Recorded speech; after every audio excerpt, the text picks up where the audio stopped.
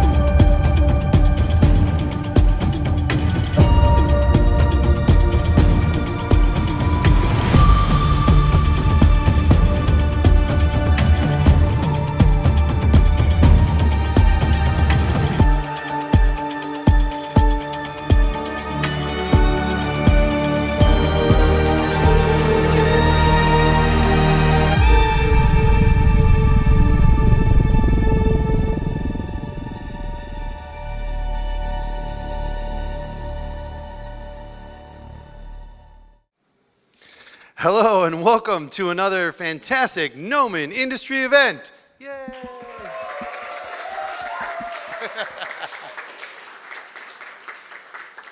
Thank you all for being here, and thank you for watching at home. If you're interested in closed captioning, please head over to our YouTube or our Facebook page. And I know you're all here at the amazing Dell stage, and it is because of our sponsors Dell and NVIDIA, we can bring you such amazing content as you're about to see tonight. And speaking of amazing content, if you like it, tell your friends. Tell your mom, tell your dad, tell that one person that you see down the street sometimes who brings up how much they like playing Valorant. Just show them, like, share, we really appreciate it. And if you're curious about Gnomon, go ahead and contact us on all of our social channels or check us out at gnomon.edu. So, speaking of tonight's amazing event, tonight's panel is featuring technical artists from Riot Games, Leonardo Georg, Jen Huffa, and Aaron Aikman. They'll share their expertise on optimizing game performance, creating shaders, and the interpersonal skills that drive collaboration, drawing from their work on hit titles like Teamfight Tactics, Valorant, and more. So please join me in welcoming our amazing panel for exploring technical art and game development with Riot Games!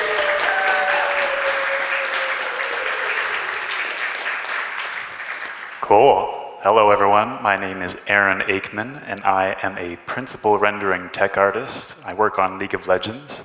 Rendering sort of means graphics, shaders, procedural art, problem solving, sort of all of the above. You can see Jinx here with the super mega death rocket. I'm stoked for Arcane 2 to launch next month. You can also see me here with the super mega death rocket. So before Riot Games, I worked on Diablo 4, the launch game, as well as Seasons 1 through 6, and the expansion that just recently released called Vessel of Hatred. I was at Blizzard for about 6 years. I also worked on Warcraft 3 Reforged, briefly working on some shaders. I worked on the side on a mobile game called Relomine that was in Unity, mostly doing shaders and Houdini, things like that. And there's some other titles that aren't pictured here, but another thing I pictured at the bottom is I did a couple years in the film industry where we actually worked in Unreal doing previs and post-viz. And a lot of my time was spent on War for the Planet of the Apes. And then another fun one you can see there in the corner, that's actually the Smuggler's Run Millennium Falcon ride at Disneyland, which is a lot of fun to work on. So, and of course, I work on League of Legends, but I'm actually not here to talk to you about that today. What I'm here to talk to you about is what I'm calling numbers game. Everything is just data. My main intention is sort of to evolve how you think about textures and shaders and data and how you can use all these things together to create interesting effects. So we'll start with how textures work. Basically, they're more than just visual images. We'll talk about the data inside them. And UVs and interpolation. I'll talk about what interpolation is, but it's basically how vertex data gets to the pixel. I'll talk about vert color and how we can apply both vert color and other things we'll talk about to the, some of the art that I'll make. And then I'll talk about Pivot Painter and Vertex Animation Textures, which are a couple of tools that you can use to easily utilize these techniques that I'll talk about. But a lot of what I'm going to do is sort of build up your fundamental understanding of what's happening. That way you understand what's happening under the hood and also expand upon what you can see available in other places and make it your own. And then finally, I will end with some considerations about like when you should use these techniques and when maybe you would want to go in other directions or like some of the advantages of them. All right, so let's start with how textures work. So this is a very basic texture on a plane, not super exciting. It's just got 4 verts, and there's a simple texture that's been mapped to it. This in Unreal Engine in the material framework would look like just a simple node like this. This is about as straightforward as it gets, a texture sample that's got a texture, it projects it onto the plane. Now maybe if we wanted to increase the tiling of that, we could size it up a bit. All we have to do is multiply by the UVs. And hopefully you can see a bit of that node math right there, but we've got the texture coordinate, which represents the UVs. We multiply it by 2. And the frac isn't necessary, but I'm doing it here for visualization purposes for something that you'll see on the next slide. But basically the frac is a fractional, and it basically keeps anything after the decimal point. And part of why I'm doing that is because if we put these side by side, you've got one texture and it's scaled up, so we've got double the tiling. And then we're visualizing the UVs here. So the UVs are typically 2-dimensional. You've got your U and your V component. And now I've multiplied them, so there are 4 of them. And when we look at this in the color representation, we see that U in the red channel, we see the V in the green channel, and then there's no blue in this texture. But something that you might note about this is in the upper left corner, you can see that the UV has a value of 0, 0. So, and this is particularly how Unreal represents it. You might see slightly different in the graph when you're looking at things in Maya, your DCC of choice. But this particular point I've highlighted is 0, 0. Maybe over here in the other corner would also be 0, 0 since it's tiling. That's how you can get things to sort of travel across the texture space. Then we've also got in the lower left corner, maybe your U, which is sort of the horizontal component, would be 0. And your V is 1 because it's all the way at the bottom, depending upon how you do your V component. And then maybe if we highlight one third point, the lower right corner of each of these little squares is going to be 1, 1. So the main thing I want to highlight is UVs have values. If we were to look at this particular texture here and maybe highlight a very particular pixel in Photoshop, this value in RGB would be 184, 187, and 0. Now this is represented with some bit depth, meaning basically if we divide each of these numbers by 255, then we'll get something like 0.72, 0.73, and 0. This is a means of representing data, representing colors. So usually colors have a bit depth of 8, and I'll talk about what that means. And you've probably seen that kind of thing if you've dealt with textures before when you maybe export out of Photoshop or deal with something in Unreal. It'll say something like RGB 8, and that's saying it has a bit depth of 8. So bit depth means how many bits are used to represent the data. And this slide is a little bit wordy, but bear with me. The next one's going to show a visual representation so that you can hopefully understand what that means a little better. So bit depth of 1 would mean the value represented can either be 0 or 1. That's binary. It's got 2 possible values. A bit depth of 8 means it's 2 multiplied by itself 8 times. So that's 256. And so that means we have 255 values available after reserving the first one for 0. So that's why in Photoshop, when you see that color representation, you're going to see it out of 255. So if the value is 255, you're going to be getting white, or basically your full representation of the value. So let's look at a visual analysis of what this sort of means. On the left, you can see a gradient where at the top it is white and at the bottom it is black, or basically 1 and 0 respectively. I'm calling this unstepped because there's no modification to the visual representation. But on the right there, we can see a bit depth of 1, meaning it can only represent black or white. If we raise this up to a bit depth of 2, that's 2 times itself 1 time, so we've got 4 possible values. If we multiply 2 by itself 4 times, then we've got 16 possible values. So you can see here, depending upon your bit depth, different values can be represented.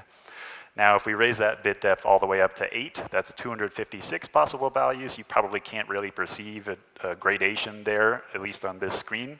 And it's worth also noting that texture depth can go all the way to 32. That means we can get north of 4 billion values. So this number is achieved by doing 2 times itself 32 times. And it's also interesting to note, if you're working in Unreal and you input a number that's very close to this, maybe the last digit is slightly different, maybe it's a 1. If you try to input that number, it's actually going to replace it with this number here, which is the one above, because of the precision. Precision is the reason why that kind of thing happens. Numbers are represented using floating point with their own precision values as determined by the engine. And so that's just sort of a fun fact of what's happening. And it's also worth noting that I mentioned floating point. That means like where the decimal point can go. There are other places where you'll see this kind of thing. And the floating point, the decimal point, can go anywhere in that number. And you'll see a similar, if not exactly the same, effect. So let's talk about UVs a bit more and also interpolation. So here we're looking at a cube, not super exciting to look at, but maybe we could unfold this cube. This is an unfolded, simple unwrap. There's not a lot going on here, but what the type of thing that you might typically see is maybe this is how you unfolded it in Maya or your DCC of choice. And if you're like me, you probably are just thinking of the UVs as like a space to lay out my UVs in. I want to maximize my texture space so I can be efficient. I didn't do that for this demo, but the real thing behind the scenes is that each of these UVs has a value. It represents a number, sort of like we were talking about before. So this particular UV that I've highlighted is 0.25 and 1. This one is 0.5, 0.5, and this one is 0.25, 0.25. So each of these has a value that helps to set where it is and where that texture is going to have data pulled from. It's also worth noting that the UV space is typically, you lay things out in the 0, so I'm not highlighting the 0, 0 here, all the way up to the 1, 1. That can be referred to as sort of the 0 to 1 range. You can lay your UVs outside of that, and you can sample the texture based upon how you set the texture to either wrap or mirror or things like that. Sometimes it's set to clamp. But most of the time, in my experience, and I'm sure many of yours, you lay things out in the 0 to 1 space. But it's worth noting that the data itself can be higher than that. The UV values can be higher or lower than 1, and we'll see why that's relevant later. So at each of these UV points, then we sample the texture to look something like what you can see here, and that sort of maps to the image you see on the left, and that's why that texture gets mapped out to that object. So maybe we'll go back to the unfolded cube and we'll do our double tiling again. And maybe we'll preview what the UVs look like on this, just the representation of the RG values as the UV values. Now, we could also do some dynamic unfolding here, and this is happening real time in Unreal, or at least when I recorded it. And so what you're seeing is a cube being unfolded to the UV space. And let's look a bit at how that was achieved. So hopefully you can see these nodes here. I'm going to highlight them. If you're not familiar with nodes in the material editor on Unreal, I'll just sort of talk at a high level about it. But basically, I've been talking about how UVs are 2D. There are 2 dimensions, the U and the V.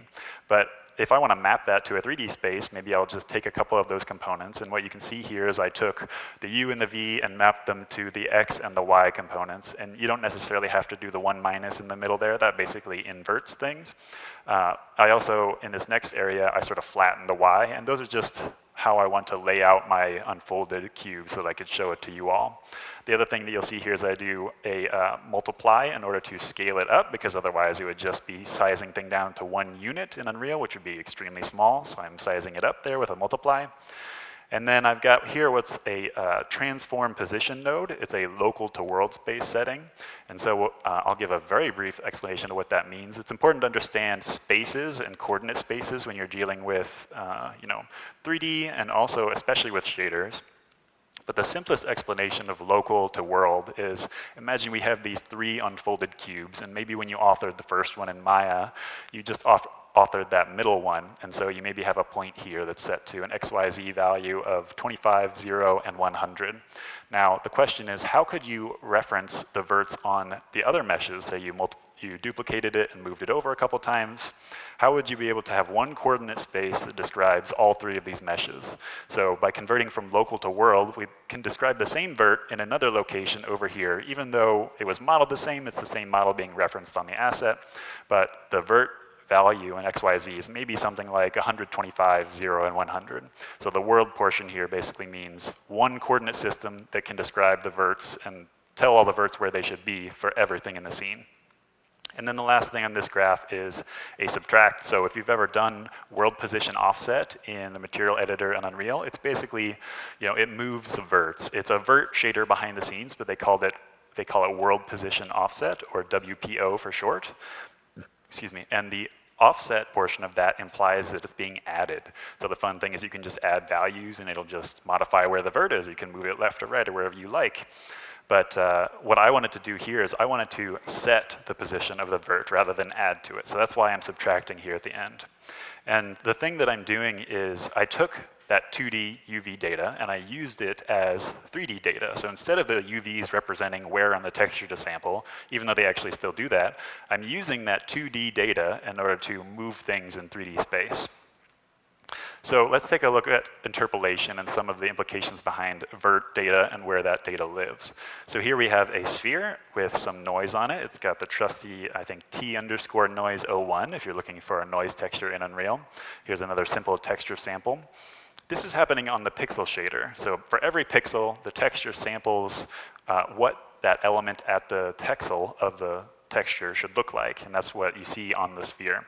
But what if we were to sample that texture only on the verts? We'd be doing less math. We'd be only doing a sample for every vert that we have, but the result would look something like this. We've got sort of interpolation. You might think of it as kind of low res, and that's because what's happening is the data only lives on the vert. The texture sample was only done on the vert, and then it's sort of interpolated, or you could think of it as sort of blended across the face.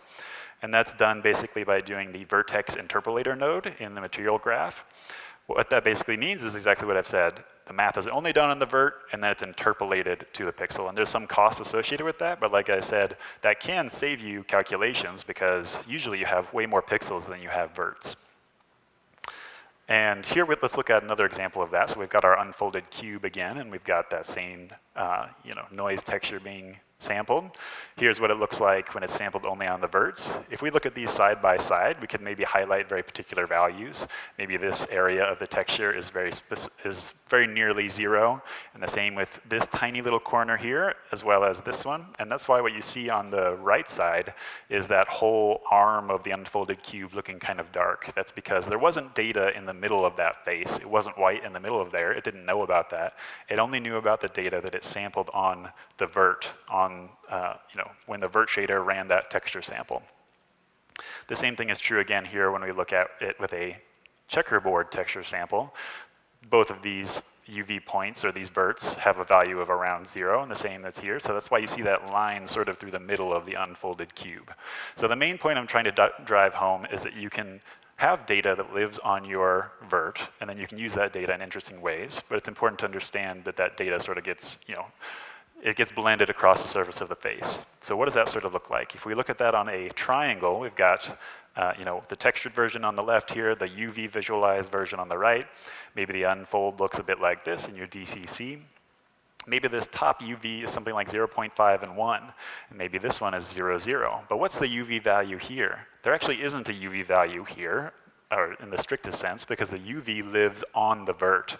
Now, you can get a value for this using some math, and it would be something like 0.25, 0.5, because that's halfway between the first two that we highlighted. So in our case, it's halfway between 0, 0 and 0.5 and 1. Now, what would the UV value be somewhere over here? Now, again, you don't know specifically because there's no vert there, but using some math and the distance from the nearest verts, we can sort of get that so the pixel shader can use it. So let's look at this on a triangle. Here on the right, you can see what's visualized in the middle there. We've got a nice triangle where it's got red on the top, green on the lower right, and blue in the lower left. And so that's very softly blended throughout the face of the triangle. Now you can see here that this value on sort of the left edge of the triangle is halfway in between a full value of 1 in red and a full value of 1 in blue. It's 0.5 in each. And that's because it's taking half the distance from the blue vert and half the distance from the red vert. And the same sort of thing is true here in the middle, where we have maybe an RGB value of something like 0.33, and that's because it's a third of the way from each of these verts. Now, this type of thing is referred to as barycentric coordinates. Now, that's sort of like a $10 word. You don't necessarily need to know that in your everyday life, but it's an interesting thing to know how you can take advantage of it. And that's how you get UV data in the middle of a face in order to sample a texture. And this kind of thing is what happens when you use the Vertex interpolator node in the material graph. So let's talk about vertex color and sort of how we can apply these ideas. So this triangle we were just looking at is actually using vertex color. There's a vertex color assigned to each of these, and that's a 3-dimensional value. What if we were to look at this on a sphere? So here we've got a pretty binary drawing of a face on those verts, where we've got full red here, and maybe we've got a green meh face and a blue frowny face. And if we were to look at each channel, it would look maybe something more like this. What's worth noting is that when you're using vert color, you're constrained to the vert count. So this particular sphere is actually pretty dense for what it is. It's got 80K verts. And so the main thing I want to convey there is that you can't, unless you have a really dense mesh, you can't necessarily use your vert color to color your entire mesh, but it's really valuable for, you could use it for tinting and things like that. Maybe you could even make a fairly simple windmill with some very beautiful artwork that's got a very low poly aesthetic. And you could sample that with something like a vert color. And there's something missing. I think it needs to rotate. I think maybe that's rotating a little too much. This is achieved through a node called the rotate about axis node, and it's fairly simple, but I think we should probably mask part of this. So how could we mask some of this? Well, we could use the alpha channel of the vert color. So for my purposes, what I did in Maya was I made all the alpha white on the blades of the windmill and black on the rest of it, but I think there might still be something wrong. So if we write the pivot that we want this to rotate around to the vert color, which again is 3-dimensional, and the pivot's going to be a place in XYZ space, then we can have this procedural animation that's purely happening through math. So let's take a look at how this could be achieved. I put a lot asterisk here because you can do this exact thing in Pivot Painter, and that's probably the most efficient way to do it. And so I'll talk about Pivot Painter at the end, but I wanted you to understand sort of fundamentally what's going on and how you might be able to use it yourself. So here's some Python code in Maya where I chose to prototype things. You could also probably very easily do this in Houdini. But, and don't worry if you're not used to Python or code, I'll talk loosely about what's happening here.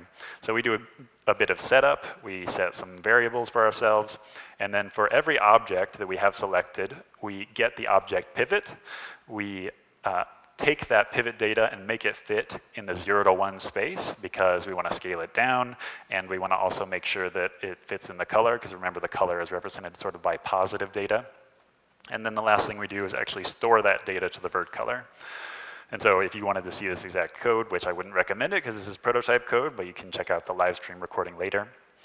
So the way that you could utilize this code in the material graph is you could sample the vertex color, and then in this section we're doing the remap. We're basically doing the reverse of what we did when we packed the data down to the 0 to 1 space.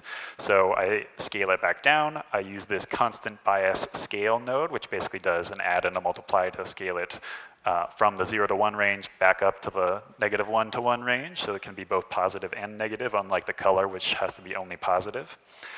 And then in this section, I'm doing a swizzle because, I mean, there are other ways you could avoid this, but what I did is I wanted to remap my y coordinate to the z coordinate. So if you need to, change your coordinate space, if you've got a different y up versus z up scenario, that's what you can do.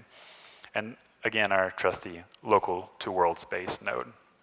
So what if someone comes to you and tells you, make it steampunk? And I know this isn't truly steampunk, it's just gears, but bear with me here. And what if someone's like, make it even more steampunk? And you're like, okay, sure.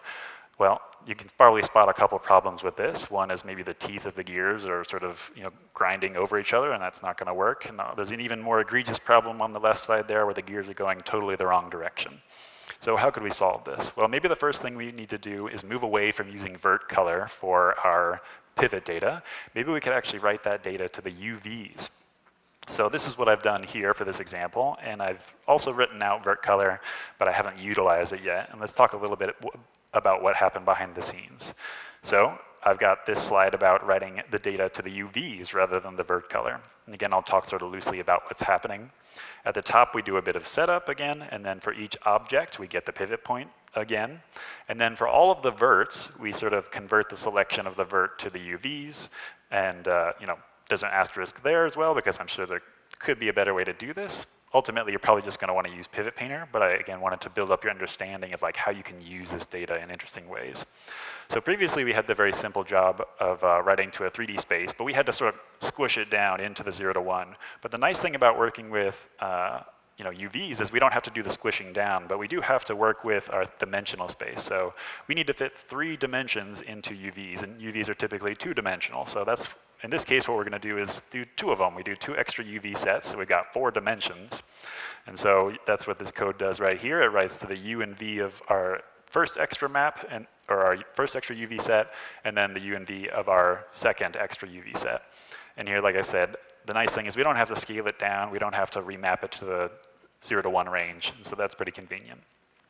And then we bring this back to Unreal, and now we've got our pivots working properly again, as well as our rotation axes. And so the reason that's working is because, I've used the vert color, as you can see pictured here, in order to define what axis the geometry will rotate around. So in the case of red, it's going to rotate around the X, and because I also authored this in Maya and wrote out the vert color in Maya, the blue channel, which should be Z in Unreal, this is actually mapping from the Y to the Z. So this is Unreal Y. But the main thing I'm trying to convey is I'm representing 2 different directions using the vert color. That way I can rotate around whatever axis that I want. And so the other thing you might have noticed is maybe on this previous slide, the gears were still the teeth were still grinding over each other. That's not looking quite right. So what we could do is modify the speed of a particular gear. And where could we maybe store this data? So previously we packed 3 dimensions into 4 dimensions worth of data, so we've got that one spare dimension available. So we could just write a value into there. And so that's what I've done right here. On a few of those gears, you can see I've reversed the direction. I've just added a -1 into that extra V channel that I had hanging around. And now I'm sort of animating things, and it's looking pretty nice. Maybe I could even add in some more tiny little gears that are moving twice as fast, and I can add a multiplier of 2 into the V channel of those. Now you might have noticed something this whole time. Maybe these shadows aren't looking totally right. Maybe there's something funky about the blades of the windmill, and that's because we've been rotating the verts, but when you rotate verts, the normals don't come along with it. The normal is what makes it so that the lighting is correct. It defines which direction the surface is pointing. So if that normal is out of date after rotating things, then the lighting is going to look funky, as you can see here. So what we actually have to do is use the fix rotate about axis normals node, which conveniently helps you out. And all you need to do is hook up the rotation axis, rotation angle, and in my case, the movement mask inputs, and then plug that straight into the normal. And so now we've got, a fairly bright but correctly lit surface. Maybe this is a little too bright for our taste, and we won't need to visualize the vert color anymore. So maybe what I'll actually do is just replace those vert color areas with something a bit more brown. And again, it's beautiful, don't judge. All right, so we're mainly talking about the math. And there are other things you could do too here. So you don't have to just do rotation. You could maybe combine multiple transforms by doing rotation and movement at the same time. Or maybe you could do rotation in the middle and have a different random axis. Or maybe you could do scaling and size offset as well as vert color on the rightmost. You're really sort of only bound by what you choose to do with that data. So if you go through a process like this and you're prototyping, trying to develop new techniques yourself, or just understand existing techniques like the pivot painter shader nodes that you might see, then you could use some of these nodes that I wanted to highlight for you. One valuable one is debug time sign. It basically just helps you lerp back and forth between 0 and 1 if you want to see the change between 2 different effects over time. And then the next 2 are basically similar, but they both say something like debug scalar values or debug float 3 values.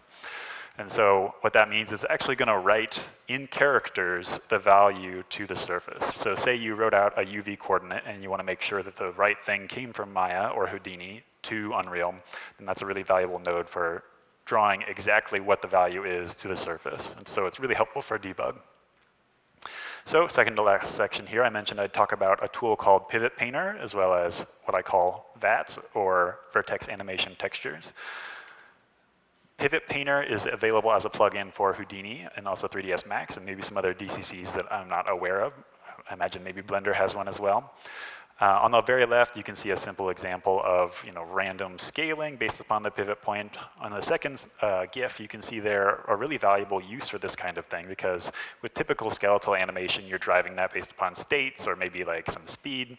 But a really valuable thing that you can do when you're doing things with shaders is you can drive it based upon external parameters, like maybe how far away the player is, how close the player is, how far away the camera is. So that's what you're seeing here in this second GIF, is as the camera gets closer, the thing scales up.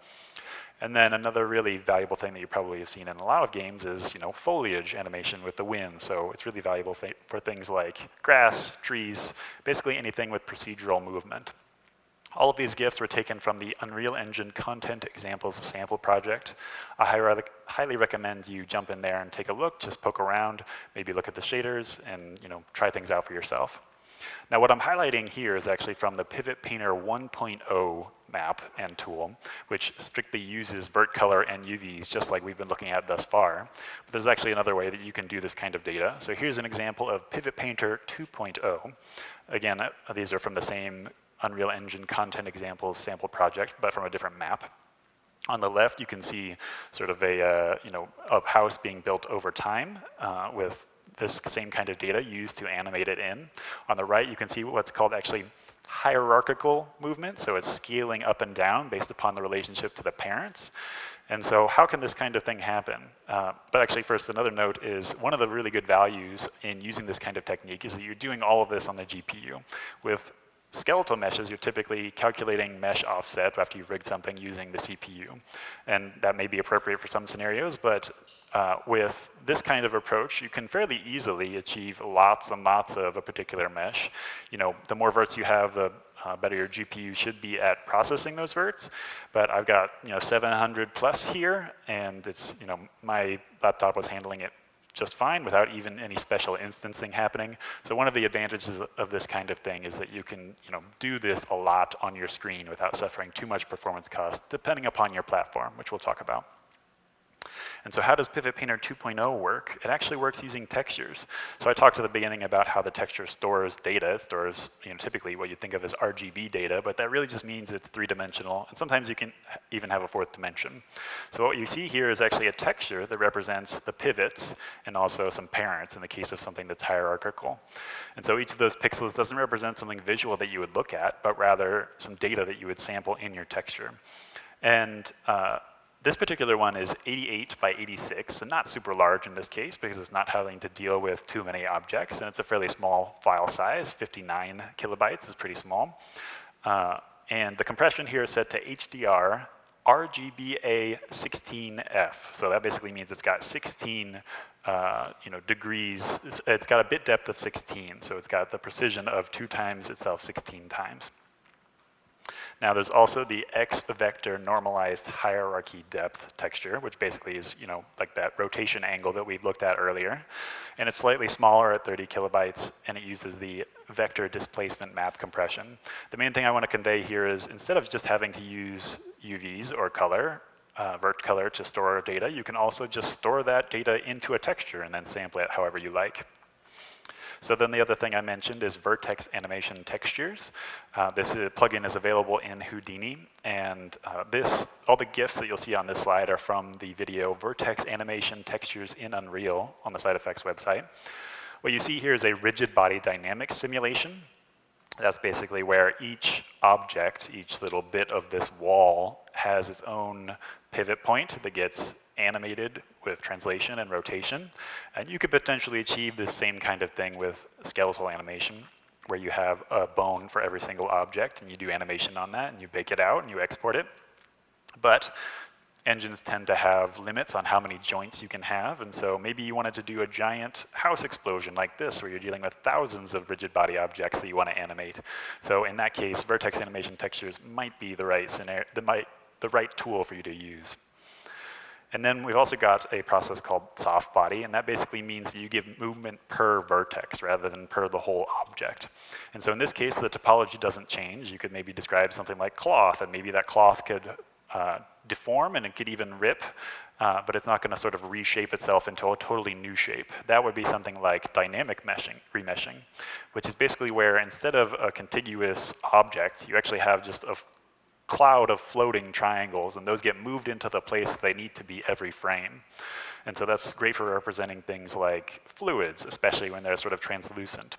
When they're not translucent, you can run into a lot of cases where maybe the normals are kind of moving around a lot because all of those triangles are flying into the right place for exactly one frame and then flying out of place, so that's another consideration to keep in mind.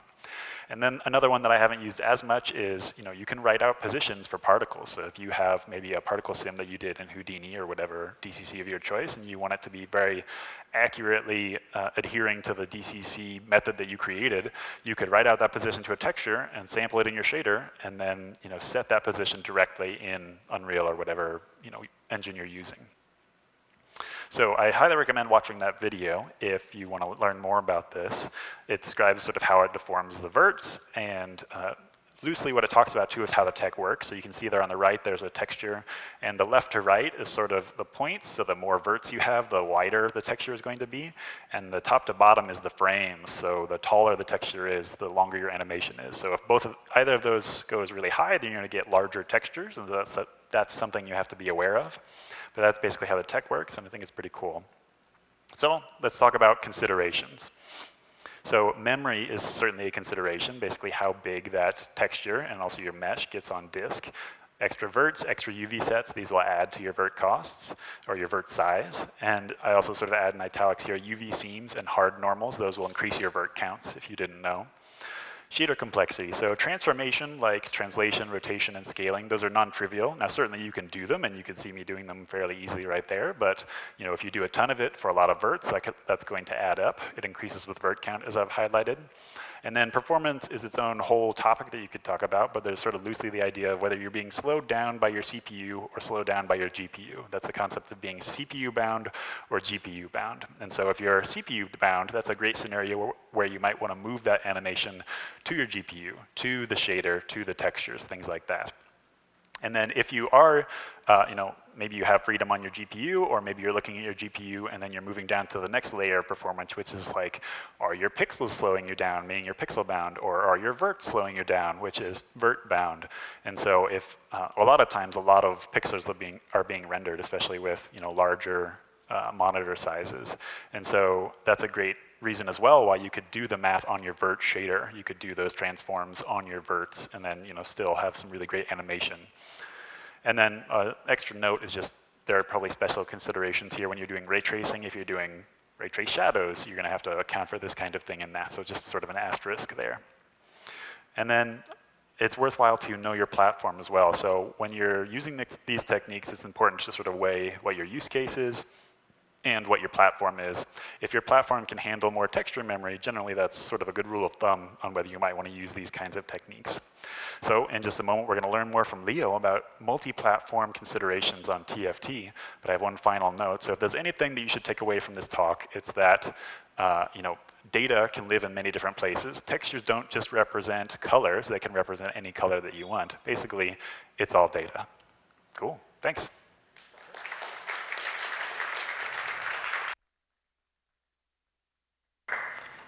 Hello, hello. Ooh, my turn. Hope everyone's doing good. Hello. I'm going to be talking about TFT and how we optimize the latest set, Magic N Mayhem. I hope people have played it. If you have, raise your hand. Hell yeah, I like all of you. But yeah, here's the agenda. I'm going to do a quick intro about myself, just kind of establish some of my own history there. I'm going to talk about some loose concepts of pre-rendered versus real-time, and what they share, what they don't share, and that kind of serves as a basis to go to the next topic, which is, optimizing TFT, and what we had to do, how we did it, kind of briefly. I'm not going to be super in-depth because it gets really complicated really fast. And at the end of all this, some important takeaways. So you can ignore most of the talk, please don't, it'll hurt my feelings, but you can ignore most of the talk and get the important takeaways. If you do that, I'm happy. But that's me, 2022, when I joined Riot. You can see I lost a substantial amount of hair. I've worked on animation projects.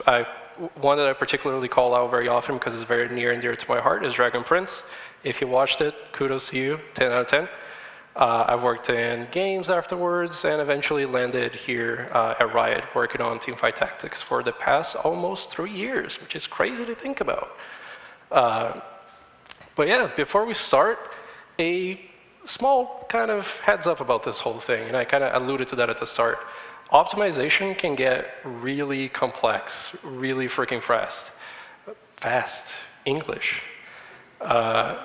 And the things that I'm going to go through are more things that apply to TFT and to our particular use case in our particular game platforms that we intentionally target. Aaron kind of alluded to this, but it's that same concept of what can your game platform, what does your project want to target, and how do you kind of go about achieving those targets and actually shipping a game that, once you open it, it's not laggy, it doesn't crash on you, it's not a terrible experience. And that's what optimization is about. But before we get to that, let's talk about the pre-rendered versus real-time stuff and the general principles that kind of govern both of them. So pre-rendered stuff, like when you see those super fancy renders of Thanos, that's what I call pre-rendered. If you send something to a render farm, it comes back 2 weeks later, that's pre-rendered. In real time is when you're playing a video game and it's live updating 60, 120, 144, however many FPS you have in your machine. They all stem from the same principles, but they are applied pretty differently from each other. So the same principles in what way? It's all 3D, it's all polygons. Like Aaron was alluding to it, there's UV data, there's polys, there's triangles. Everything is just 3D stuff, for a lack of a better term. Is textures. Everything comes from data, like Aaron was alluding to. Yeah, you have your normals, you have your albedos, all of your beautiful, beautiful textures, but it's all textures, right? It may differ significantly depending on what you're trying to do and what you're trying to achieve, but at the end of the day, you're painting stuff or procedurally generating stuff, and that gets applied onto your UV space, and then that gets rendered in 3D. Animations. Like Aaron was doing some procedural animations. That's really cool. We have skin meshes as well that get moved with joints and all sorts of like other implementations within that same space. And it's all shared across the board. And et cetera, et cetera, et cetera, et cetera. It just keeps adding on top of each other. It's not the point of this talk, but you kind of get the gist of it, right? But how does it apply differently? And I kind of broke this down into two main sort of avenues of thinking that I like to kind of differentiate both. There is quantity, which speaks to just the amount of stuff that you have to show to a player, your client, whatever it is you're trying to do. So if you have, to go back to the example of Thanos, I don't even know how many verts that boy has, probably a couple billion on the low end, probably. But try to run that on real time on your phone. Not a good time. So very different. And quality. That's where I talk about the resolution of things. Aaron was talking a lot about textures, for example. 8K textures look really good on your ZBrush render if you even are using textures by that point, or whatever other high quality render that you're doing. Amazing, do it. Pre-rendered stuff allows you to do that. You probably don't want to ship anything with 8K textures, unless you're some crazy Skyrim modder guy remaking the game for the 30th time. I don't know. But yeah. So the point of this is to say that the same tech, the same tech stack, or principles around that can have some pretty wildly different applications and impacts on the platforms that you want to ship for, or the project that you want to do. And that specifically, that point, shipping to a target, speaks to optimization, which is 100% meant to be something that applies to your project and your target hardware. So the things that we're going to talk about on TFT hopefully translate really well and are general enough that can help you in your projects, but don't take this as sort of, oh, this is the only way of doing it. This is a drop in a very vast ocean, and we're kind of just skimming the surface. But optimizing TFT, woo! The 12 is Seth. Magic N Mayhem, we ship on PC and mobile. So if your PC runs League of Legends, it runs TFT as well. And we ship on anywhere from really low-end Android devices all the way to high-end iPhone, whatever's they're on today. And how we went about optimizing that stuff. So before we start, optimization work is 1,000% team effort. If you're doing it alone, you're doing it wrong. Because what I deem as important, a character artist may have wildly different views about it. So they want their characters to look as best as they can. The environment artist wants their trees, their foliage, the carousels, like all the arenas that we ship, to look the best that they can. So my job as a technical artist optimizing content isn't to take all that stuff, go into a cave and come back, say, hey, here you go, it's optimized. It's to understand where they're coming from, what they want to ship to players, what experience it is that we want to give people once they open up TFT and see that content. So don't do it alone. If you're doing it alone, you're doing it wrong. Talk to people. But okay, so understanding the use case for TFT. We're a live service game. We ship on mobile and PC with an emphasis on mobile. So mobile specifically is a pretty big market for us, and it comes with a ton of caveats that I'll get to in a minute. But essentially, you can kind of take it from just having a phone in your hands that it's not as powerful as a PC. And that kind of creates an interesting dynamic from shipping a game on PC and making it look really good on a super big monitor, but also run well on your tiny little, well, not so tiny nowadays, right? On your iPhones. or something like that. And then optimizing things often comes with interfacing with stakeholders, right? So like I was alluding to before, informing people, collaborating with your artists, your leads, and things like that is key. Like production needs to know what you're doing. Everyone else needs to know what you're doing. Similarly, you need to understand where it is that we're trying to get to and the platforms that we're trying to target so we can even start the conversation about optimization, right? And after you've done all of those things, you understand where you're trying to go, you understand your project, you're talking to people, you're understanding your content, then you start optimizing.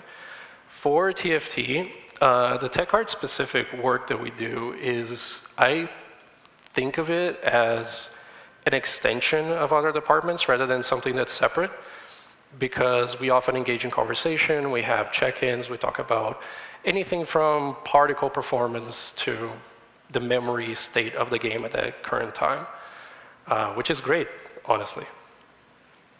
Okay, so in that process of creating content for TFT, where does tech art come in? In a myriad of different ways, actually. So for our current pipeline, we have a pre-production, a production, and a post-production. Sounds really easy, it's really complex though. But at the end of it all, we ship a set. So to players' delight and all that good stuff. And the best place for tech artists to come in and do their work is basically in all of them. There is no bad time for a TA to be present to try and help things move along in a more optimized way so we can reach our targets a little bit easier. So kind of zooming in into what tech artists do nowadays for TFT and the current process that we have in place. During pre-production, we really serve as kind of like the guiding light in the storm, so to speak, because pre-production and the prototyping phase are 100% about controlled chaos, right? More so prototyping phase, but things are flying everywhere and design is testing out ideas and production is scoping out, can we actually do this? And people are talking about, you know, the thematics and things like it's Wild West, a lot of things are happening. And tech art doesn't have a lot of ownership over that process, which is a good thing, honestly. But what we do have ownership on is when someone comes up with an idea or potentially a way or some feature or something that they want to do, we tend to stand as kind of the first line of defense or a sanity check on those things. So kind of double checking features, working with people, planning out, oh, if you want to ship something this way, that's doable, but let's try exploring it the other way, kind of charting out a better path, essentially. And then during production, we turn into full support mode. We support anyone and everyone, from production to artists to delivering content to our partner studios, and it's basically support mode for everything and anything. At the same time, we're looking at optimizing the source art that we work with, from characters to textures and things like that. Try to get a little bit ahead, but at the same time, we don't do it in such a way that we're stifling creativity. It's not like we touch something and it has to stay that way. No. If something happens, if priorities change, if production says, hey, they came up with this really cool idea, and at a product level made a decision to pursue that idea, despite the fact that we didn't plan for it during pre-production, that's still okay. Like, we're there to support that, right? So during post-production, content, hopefully, game dev is hard. It doesn't always go to how you want it to go. But during post-production, content is basically finalized, and we're just kind of crossing our T's and dotting our I's. We're polishing things, we're potentially addressing any notes coming in from feedback, and a bunch of people kind of doing a triple check on the game at that point. And that's where the meat and potatoes of optimization for tech art specifically, as the process currently stands on TFT, begins, specifically for the game data, because we do a separation between source art and game data. Source art, we start pretty early, like I mentioned in the production, but post-production is where we do most of the game data optimization. And that comes with a bunch of different caveats. We look at animations, we look at particles, we look at what your mesh looks like in the game. We do, frame time analysis. We pull up the memory to look at what's being loaded in and things like that. And that comes with a ton of other processes that we kick off, essentially for the entirety of the set. And that's the same for Magic N Mayhem. So I've chosen 4 different kind of subsections here to talk about some of the, where TechArt came in and did a little bit of support, the original proposition of that particular piece of content and how we went about actually shipping it, right? So it's Honeymancy and the challenge of many bees. Ooh, sounds ominous. Frost, how we made it work in a way better way, and something that is still helping us to this day, which granted is not that further away from set 12, it's still live, but we're using tech that came out from this specific problem, most likely well into the future. And the Carousel, we did something really cool with it for set 12, or Magic N Mayhem. And last but not least, memory optimization, which is a topic I'm particularly passionate about. But okay, so let's talk about Honeymancy. Essentially, the pitch was there are a bunch of bees surrounding your champion unit from that particular trait. And if you haven't played TFT before, traits are essentially characteristics of essentially the little guys that you put on your chessboard. And once you stack them, they create different effects. For Honeymancy, it was the bees surround your champion. There's supposed to be a lot of bees, the more Honeymancy units you have on your board. When they die, the bees transfer to the still living units within that trait. So, if you have 3 units, one of them dies, bees go to the second guy. Second guy dies, all of them concentrate on that one guy. So, a lot of bees.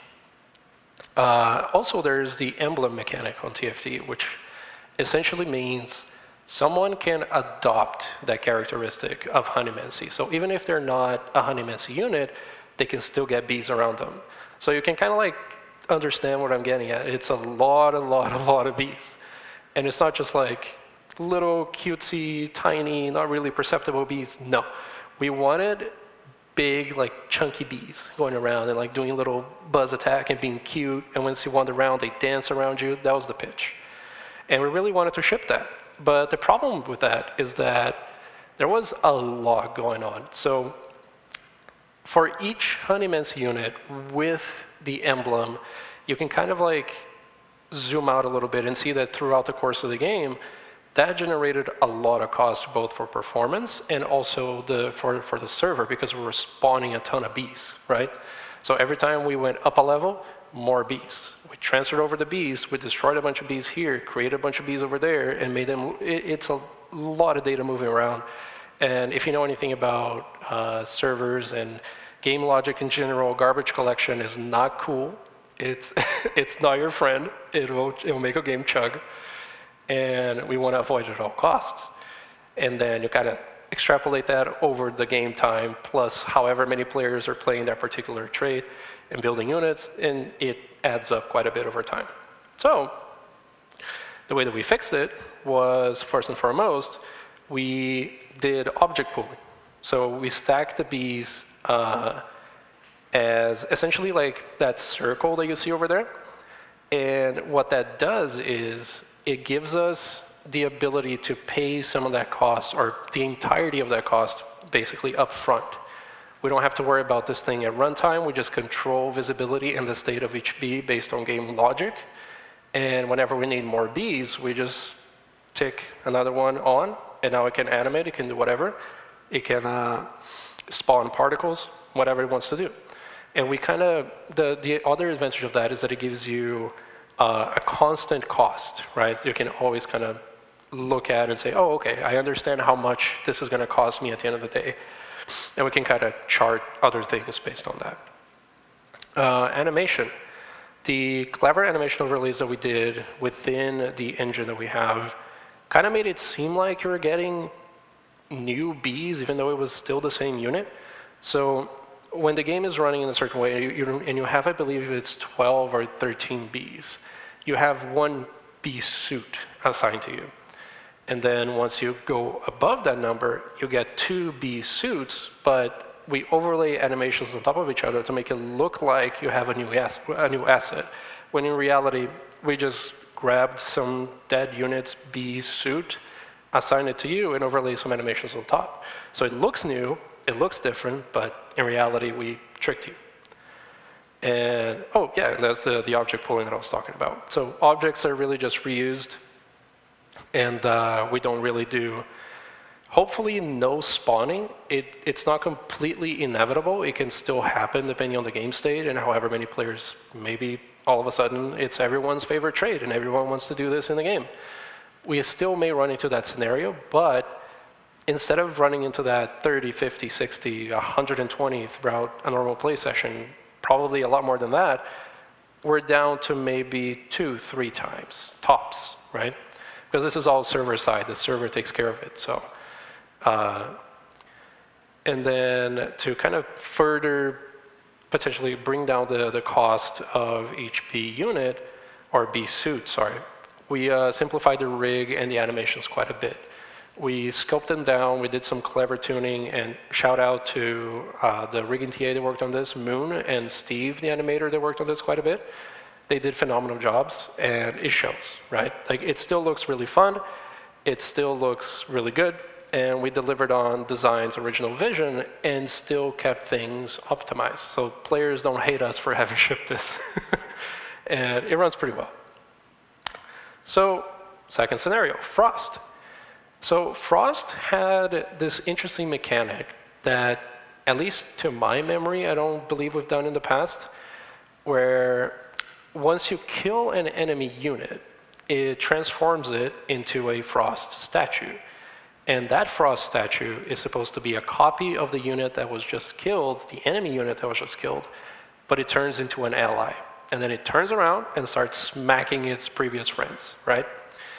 So dynamic spawning, essentially, with the enemies turning into allies. Any unit can be a Frost statue. It's not like one character or two characters. No, the entire set can turn into a Frost statue. And they're fully animated. They're meant to move around. They're meant to dance when you win. And they're meant to like smack people around. Not cast abilities, which was something that we cut because of a design decision, not really a limitation of optimization.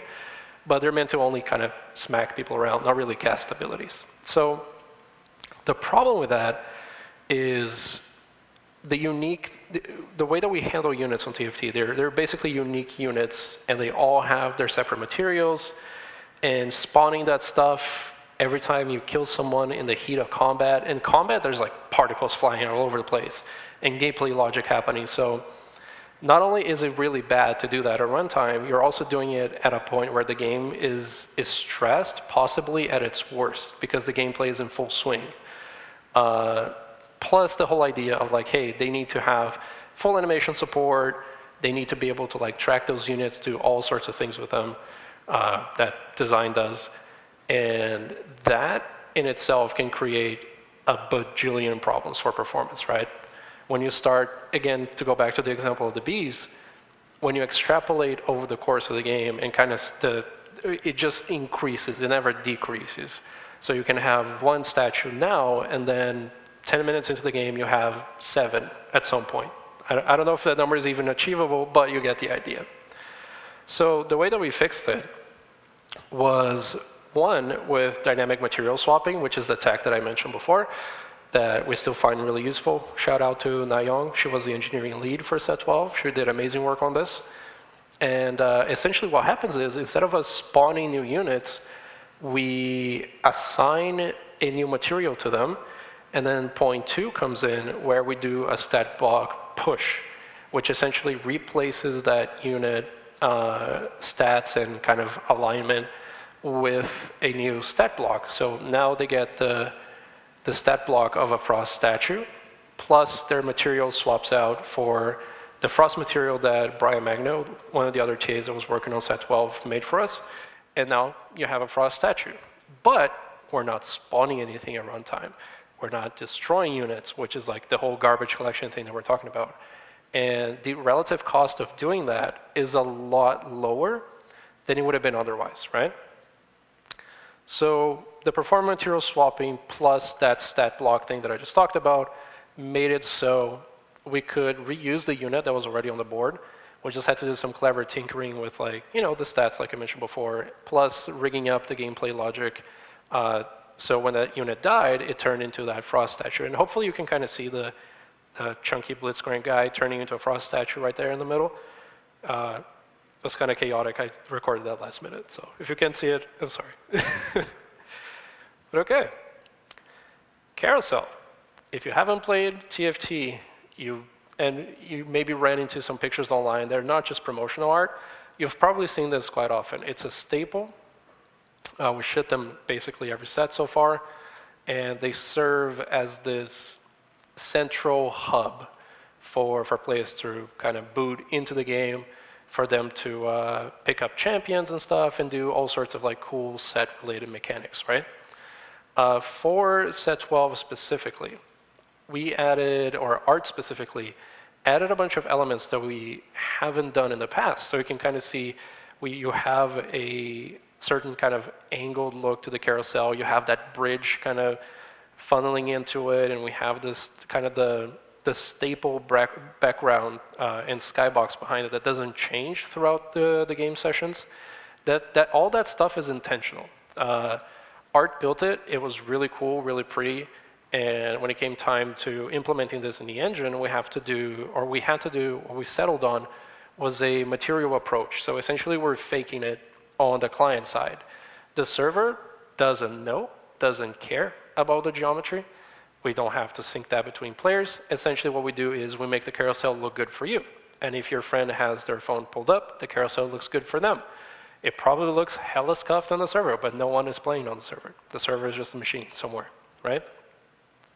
And with that approach as well, it also gave us a little bit of room to not really have to pay the full cost of texture coverage and all that geometry that goes into making the carousel kind of perfectly round.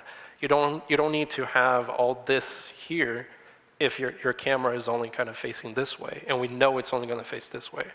And art did tons of other little things there with kind of the foreground elements and things like that look really cool that we haven't done in previous sets because the carousel would just not accommodate that. You can kind of see there in those pictures where everything is very kind of, it looks the same.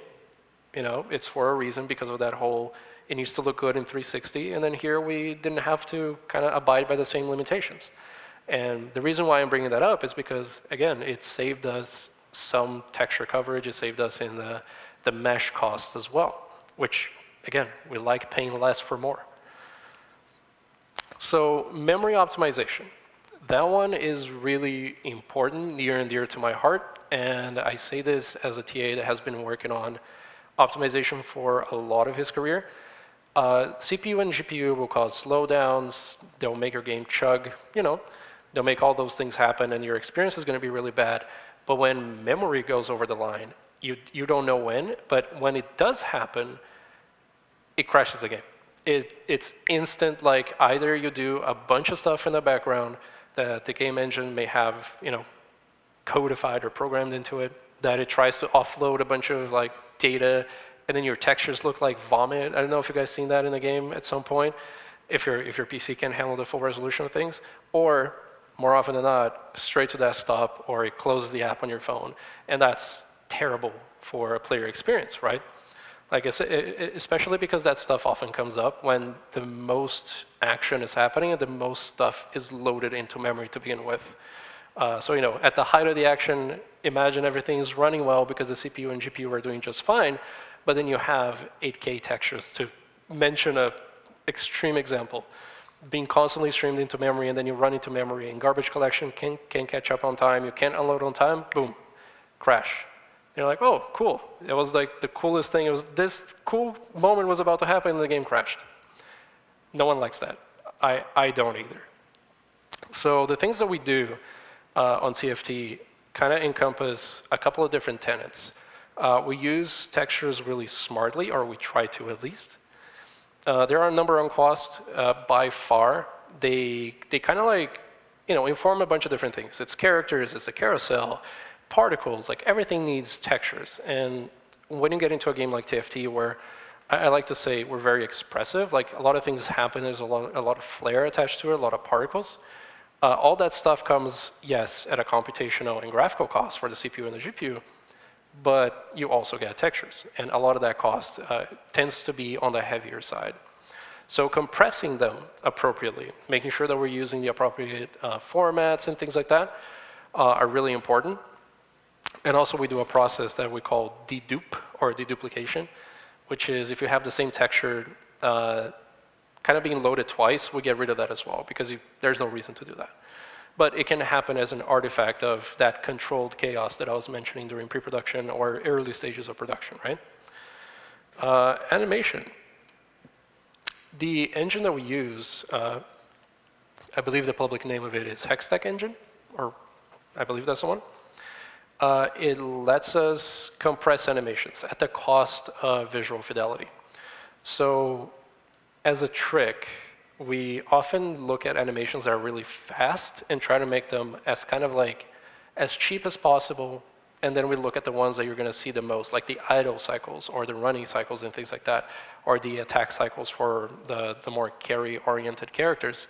And we tend to be a little bit more gentle on those because players are exposed the most to those, and we want them to look good. But everything else, like a death cycle that happens in, I believe right now we're sitting at 35 to 55 frames, and that dissolves the unit away, I believe, in about less than a second. That stuff can be kind of a little bit garbled looking, and you're not going to notice because, poof, like the unit is gone, right? But yeah, we look at animations pretty heavily as well. And then to speak a little bit to go back to that second example of Frost, we really like to, and oftentimes turn to, smart solutions instead of bespoke solutions.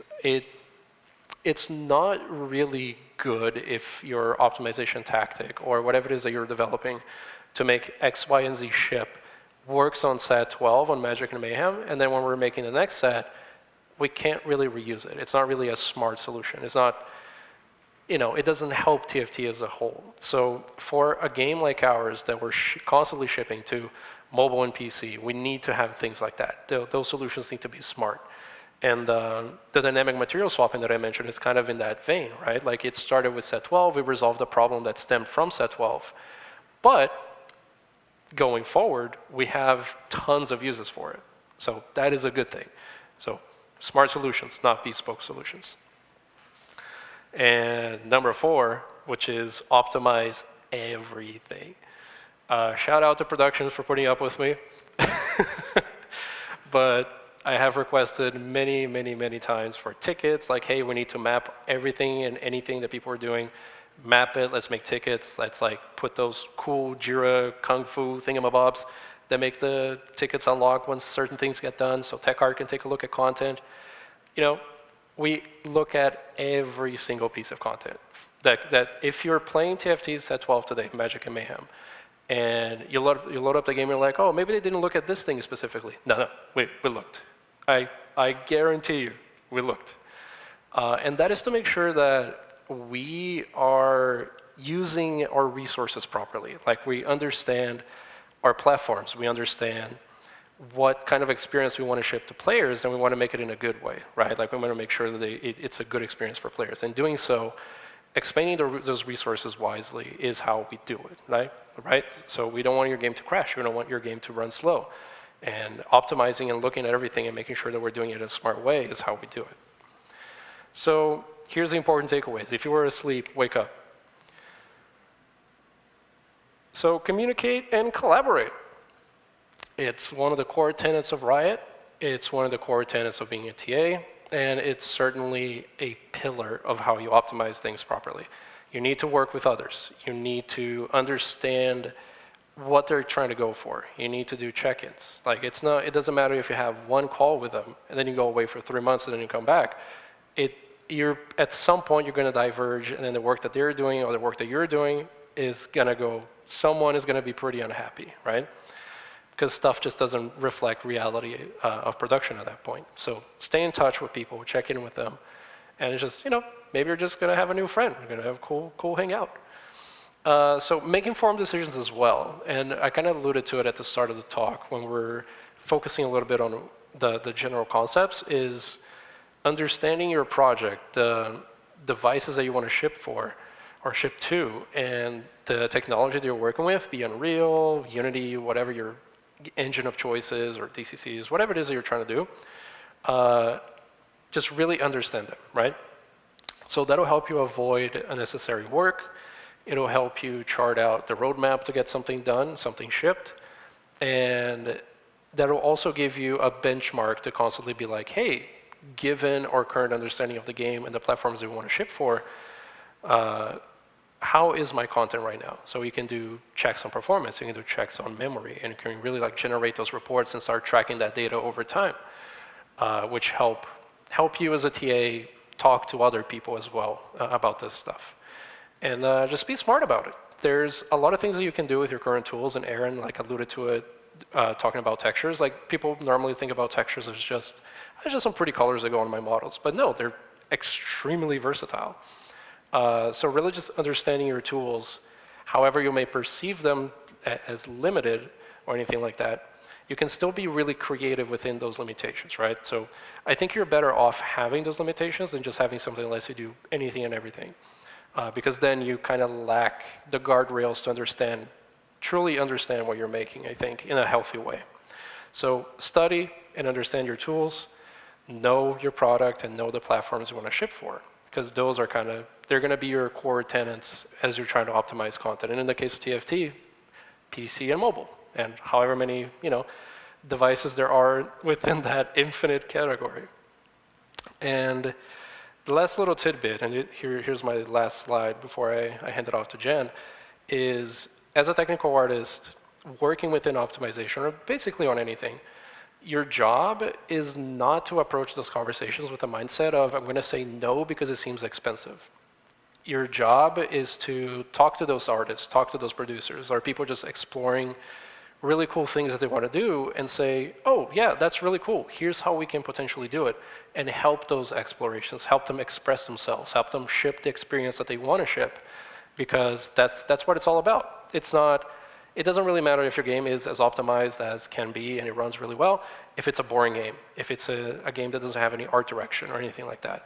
So don't say no. Think of it as we can spend your resources wisely this way, and we can enable really cool things this way. And that's your job as a TA when you're looking at optimization.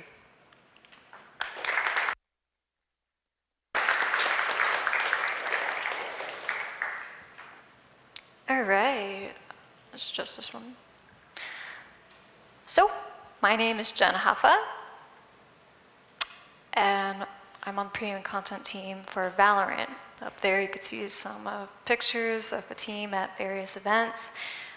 And yeah, so prior to Riot, I worked at Blizzard Entertainment. I worked on the unannounced survival game.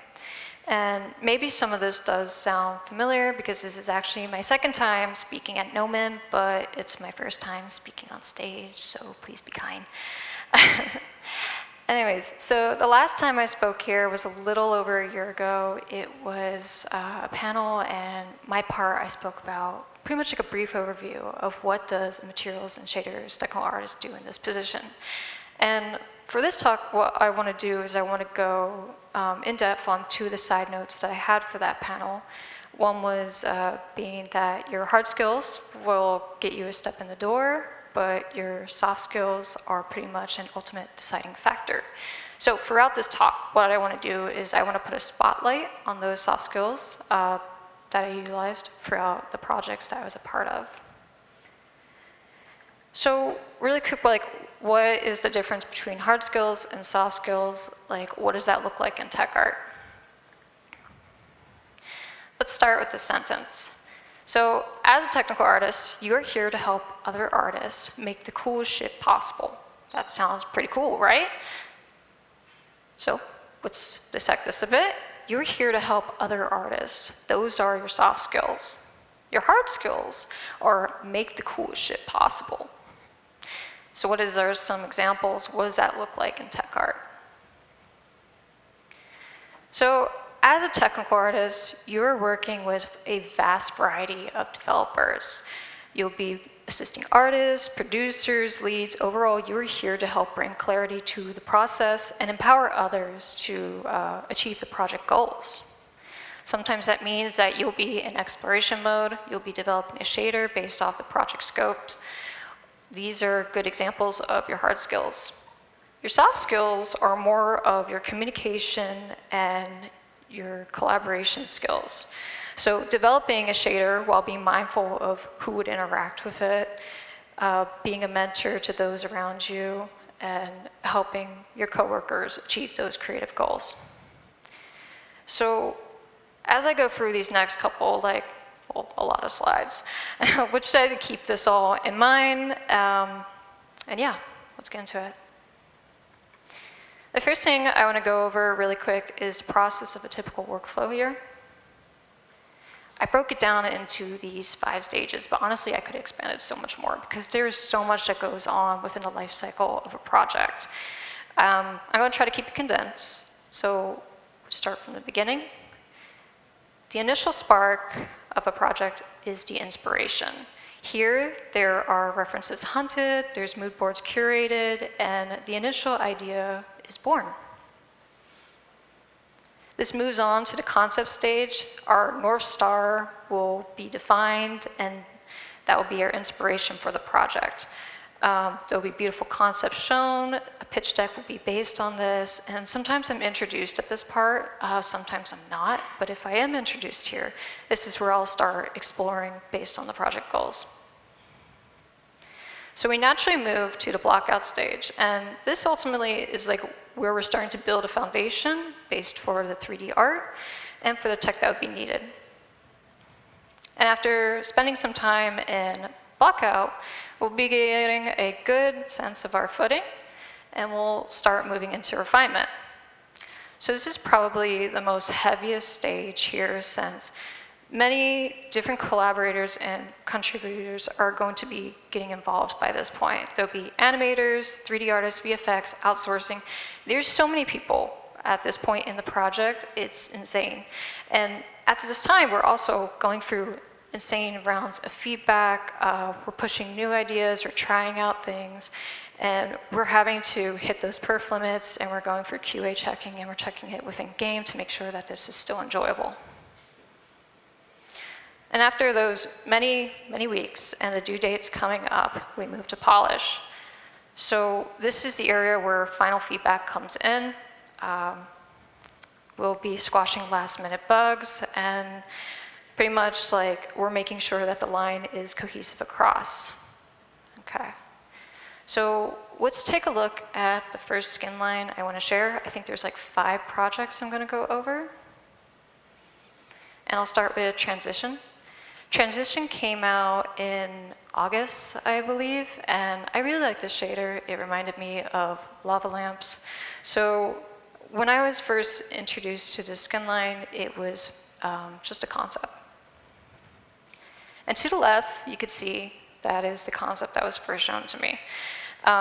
There's 2 shaders that I actually have to work on here. One is a glass-like shader with a little icon near the neck of the gun, and the second is this noise shader that you can see on the body. And that's the one I'm going to focus on for this part. So the first step here, once I see the concept, is I'm going to have to listen and understand where this project is going to go. I'm going to be meeting up with the art manager and the producer, and they're going to define this more for me.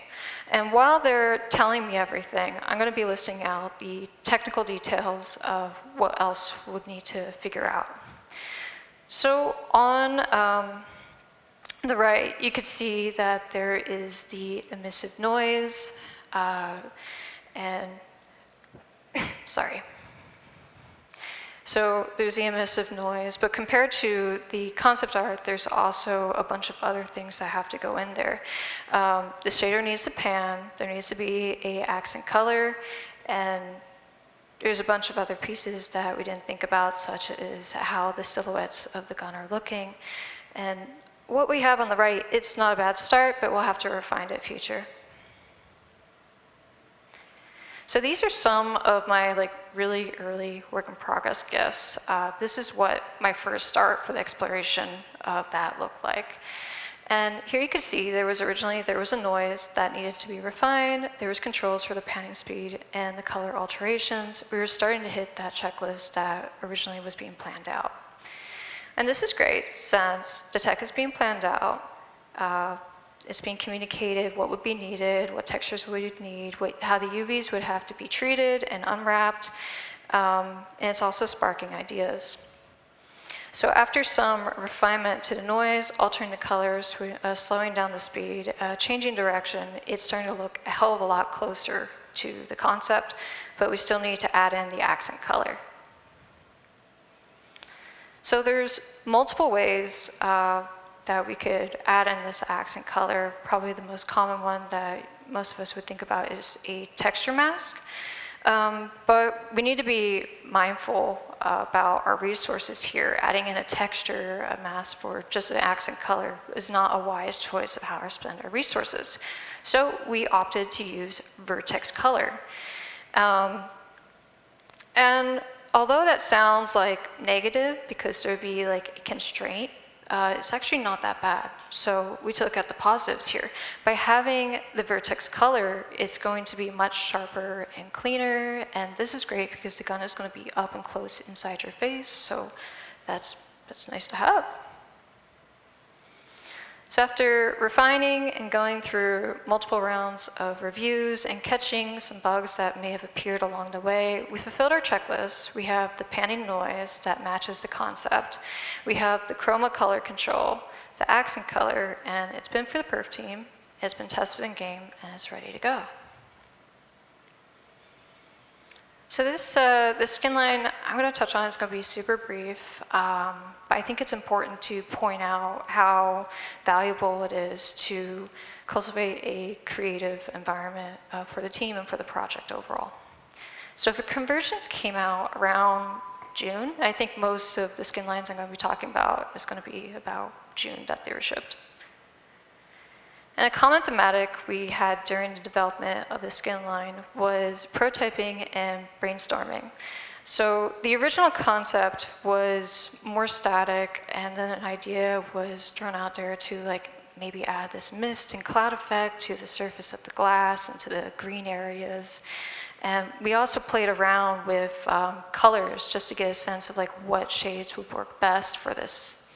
So by simply having fun and building out these controls, the artists and even the producer were able to go test out ideas in real time and just see what we liked and maybe save ideas for later skin lines in the future. And yeah, like that's honestly like it's truly important to create a creative environment in such a way because then ideas come forward easily.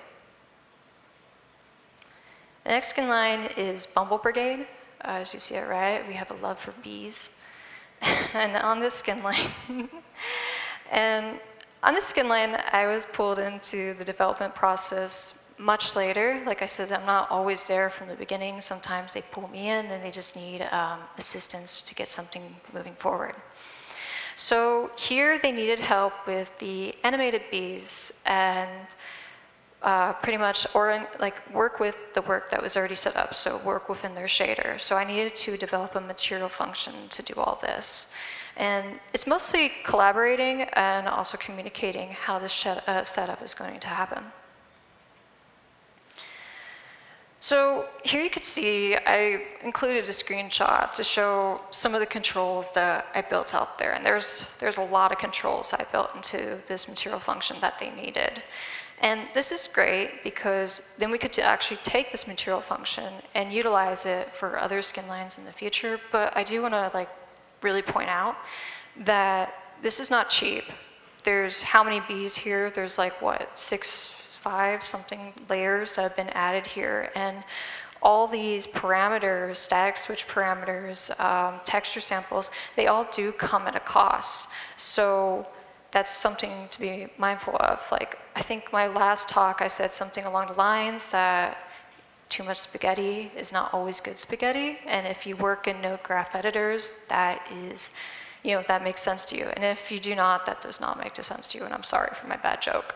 But anyways, this is a good example here because if I was to go take this into a bigger skin line where there's heavy VFX, this would not work at all. So I did have to end up doing a slight performance pass on Bumble Brigade. And in Unreal Engine, there's a few tools that you could utilize to get a good understanding of where you stand on performance. For us, like some of these tools are not one-to-one, but they give me a general good idea before having to go to perf team and bothering them to give me like a check of what the actual numbers are. So the first tool I'm going to go over is the shader complexity visualizer, and personally, I really like this tool. It's very quick, very easy to use, and it communicates to people like of all kinds, like where do we actually stand? I could jump into a call or share a screen, like a screenshot, and be like, hey, this is red, this is nope, white is hell no, but dark green, we could work with this, and that's okay, that will pass. The stats tool that I have shown a little screenshot down there, this is something I would more utilize for myself or when I'm talking with engineers. In this case, the more like depth I could go into detail, the better. There's other tools that are out there, but I'm not going to go over them. But these are the two main ones that I utilize like every week throughout the process.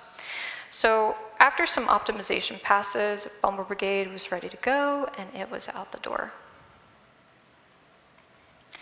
So this is actually the last gun skin I'm going to go over, and what a gun skin to pick. It's actually Champions 2024, and it's like honestly such an honor to be part of this skin line. There's just so much going on. And here at Champions this year, I got to help out in two areas. One is like this liquid, fluid, glass-like shader, just the initial exploration for that. And the second one was this carbon fiber-like shader.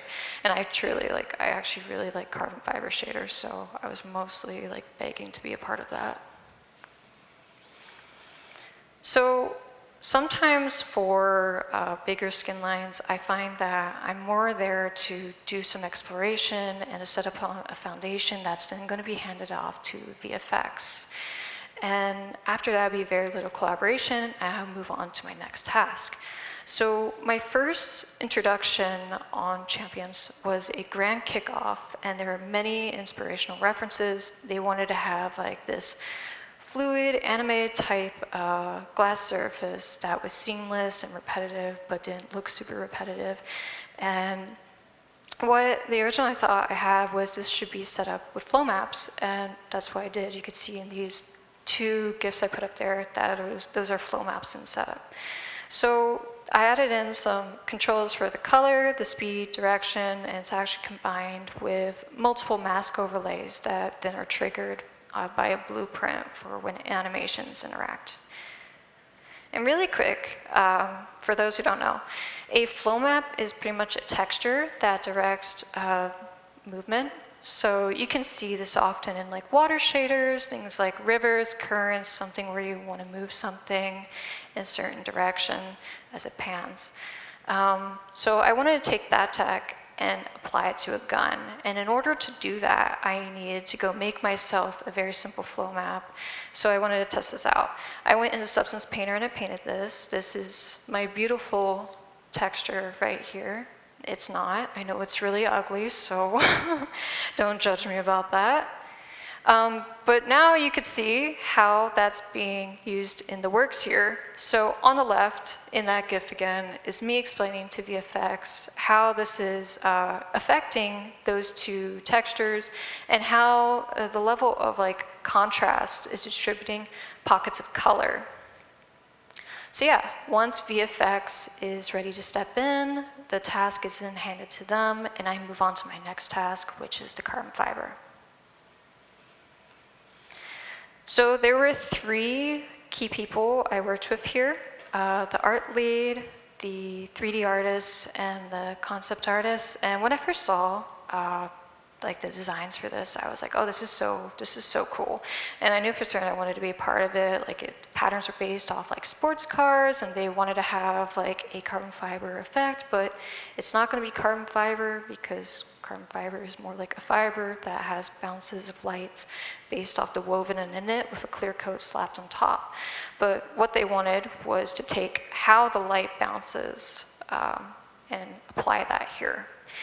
So for instance, like instantly I knew I wanted to be a part of this, and what else I wanted to do was I wanted to make sure that we stayed really close to the vision of the concept artist had. So what I did was I reached out to him and I said, like, hey, if you send me some patterns, I could pop them into Substance Designer, then we could bring them into Unreal Engine, and we could test them out very quickly. And he was instantly on board, and I could tell that he truly appreciated that I went the extra mile and just like asked him for these things. So it was so much fun actually going for this. We went for like 20 different variations, maybe even more, and then eventually we would like see them in Engine, we would change them up, maybe some of the lines were too thin, too thick, maybe the patterns didn't line up nicely on the gun that we thought they were going to line up as. And eventually we took 5 of our favorites, brought them to the art lead, we took his feedback, applied those changes, and we ended up with some pretty cool designs. And during all this simultaneously, I'm also working with the 3D artists. You know, like we didn't want all his beautiful texture work to be washed out and like overpowered by the carbon fiber. So we set up a way for the shader to retain the edges, the roughness, and that way he was still happy and felt like his work was being also recognized and applied here. So after a lot of iterations, we ended up here. And overall, the entire time working on Champions, we were making sure that the artist's craft felt respected and honored. The concept artist, his vision was completely met to the end. And all the details that the 3D artist painted weren't washed out. And so this collaboration where you respect everyone's craft and you go the extra mile to really ensure that everyone is happy with the final result really builds strong relationships within the team. So like I said, this is the last gun skin I'm going to be going over. The next one, I'm going to be moving on to player cards. And player cards, they are pretty much like avatars that you could have within a game. It's another personalization feature we offer. So for this, I want to share the story of Evori Dreamwings. I got to team up with Mark Briner. He's this amazing visual designer we have on the team. And it was our first time meeting and even working together. And this was also his first time working in the editor like this. So there was a lot of skills that would be needed to utilize to hit the marks that we wanted for the skin line. So I needed to hone in on my mentor skills and teach him some new techniques in order to achieve the look. Which honestly, this is like a really great card to start with. Like, it's beautiful for one. Like, what a great first card to go out with. And it gave us so much of a great point for building a foundation to build on more skills in the future. So throughout the development of the cards, we knew that it had to go through immense iteration. And doing that in Photoshop, like that is going to be a headache. It's going to take too long. There's too many clicks. Instantly I knew I wanted to remove that headache, and that's where I introduced Substance Designer, which was a risk because I know many artists don't like Substance Designer, but in this case, once everything was set up, it moved seamlessly and efficiently. So by preventing that headache, we moved on with Substance Designer, and I had to teach Mark and get that all set up there. So you could see in the graph, what I did for the initial setup was I color-coded how to set up for packing this texture map, the red, the green, the blue channel. And when I was going through this, I was realizing that we should just create templates within Substance Designer. That way, if any other visual designer would want to make masks for cards in the future, they would have that ability. So based off this experience, I made some templates, and now all the team could have access to them. So all these textures that we've popped into Designer and we've exported, they have to come into Engine, right? And we need to hook them up to the material instance that the shader I'm working on with all these controls. And during the development of this shader, I'm making sure that the shader itself is clean, everything is named correctly, the parameters are grouped correctly. I want to make sure that whoever interacts with it in the future, they're going to understand exactly what this means. So don't have parameter 1, parameter 2, don't name them like that. Just make sure it's nice and clean, tidy, and organized. And obviously, by making sure that Mark was set up for success, he could interact with this easily. And so much so that you could see, like, in this card, this does not look like the final card because the original idea was to have 2 glare lines, like, streaming across. And that's obviously not stuck because Mark messaged me one day and he was like, hey, I have this really cool idea, jump in a call, let me show you. And it was this idea to have this holographic God ray effect. So instead of doing a solid color, he used the holographic layer I had set up and put in some panning God rays. I thought it was so cool. Everyone thought it was so cool. We stuck with it. We replicated it to all the other cards. And then we saw them like in-game testing. We knew that the players were going to absolutely love them. So yeah, this entire goal of aiming to eliminate headaches early and make the process easier for the artist really helps boost the energy and gives them the tools to do what they do best, which is to be creative and make art. So in the beginning of the last pair of cards I went over, I mentioned how this gave us a good foundation to build some more skills upon. And this is exactly what I was hinting to. Months later, our paths crossed again, and this time it was for the Halloween bundle. And for this one, it was actually really cool because we were brought in very early into the process. We were brought into the concept stage. And with Mark having eyes on the concept so early, he was able to make a pitch deck based on that. And within his pitch deck, he had so many details and technical things that I realized like there's going to be so much more to learn here. But this is great, because we're talking about this early, and now we could expand on those foundation skills I spoke about previously. But before I could start teaching Mark these things, I needed to have a good understanding myself, like how are we going to start planning out the process, the tech for this. And what I did was, at the walkout stage, I set up that solid little foundation for us. And the bats here, they really piqued my interest.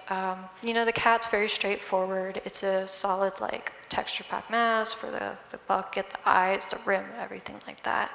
But the bats, so much more has to be thought out. I knew for certain it was going to be a flipbook, and a flipbook would be the new technique I would have to teach to Mark. But so many other questions are coming into mind, how is it going to change from day to night? What's going to be the duration? What else could we do to push this idea? And so what I did was I took the rough sketch and I brought that into Engine. And this simple setup I had was really helpful with the temp flipbook I put, because then we could start experiencing this and making adjustments based on our opinions. So like I said, the new technique would be the flipbook. And really quick, for those who do not know what a flipbook is, it's an animated texture based off rows and columns, creating a sequence of frames.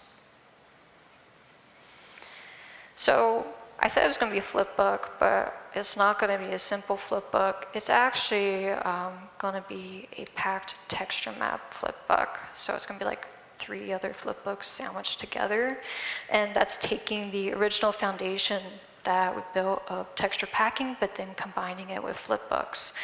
As you can see from that graph, there's going to be so many texture inputs. It's going to take a lot of iterations. Again, doing that for Photoshop or something of the sort would be such a headache, so that's why we're sticking in Substance Designer and continuing forward with that. And it's great because, let's say you export a new file or you replace it, it links automatically, repopulates, as long as you have it all set up nicely. And this is actually where an amazing collaboration was actually able to happen between the two of us, because we took his motion graphic like After Effects skills and then combined them with my substance designer skills. And we're able to create the animation of the fog and the bats. So by taking the frames from the After Effects and linking them to the red and green channel input frames, we could test out various versions of the bats and the trailing fog very quickly. We took the exports and would link them into Unreal as well, so that way they uploaded at the same time and would re-import quickly as well. And this helped a lot with cleanup.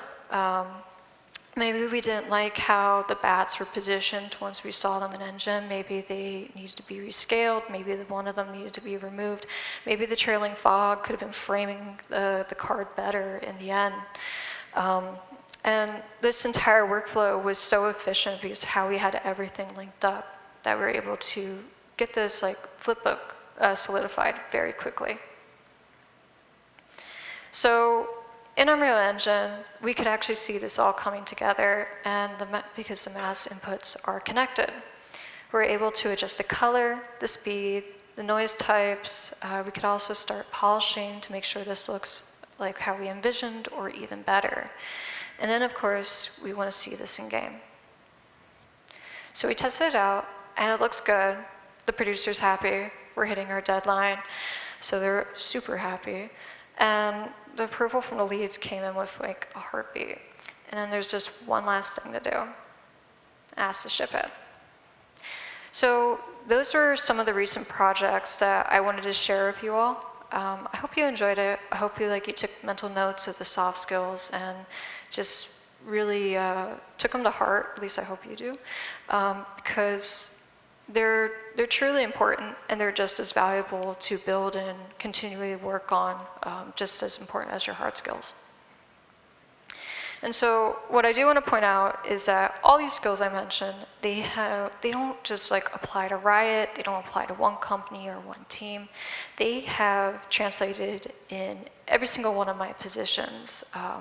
And honestly, they're going to translate to any position where you're dealing with a group of people or even one person, and let's be honest, that is everywhere. So this is my last slide for you guys. It's my recommendations as always. If you are looking into getting into shaders, I highly recommend Shader Toy. I highly recommend looking into the Book of Shaders. And I always recommend getting in a copy of this math book, because there's actually so much math that's involved within this field. You might actually be shocked. I was shocked. And then my two side notes. Your hard skills will get you a step in the door, but your soft skills are a big deciding factor, and too much spaghetti is not always good spaghetti. And that's me.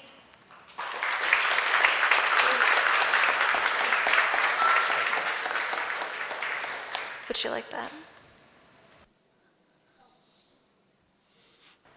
Perfect. So what do these QR codes lead us to? Our LinkedIn's. Yeah. There you go. So make sure to make a note. Oh, look at all those phones.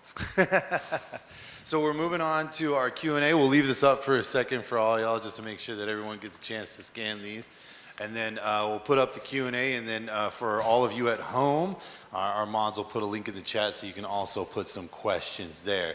I also do want to let everybody in here know, I too want a Riot gun buddy, and I too asked. So for the 15 or so of you that put that in the questions, I'm just going to go ahead and say that that was that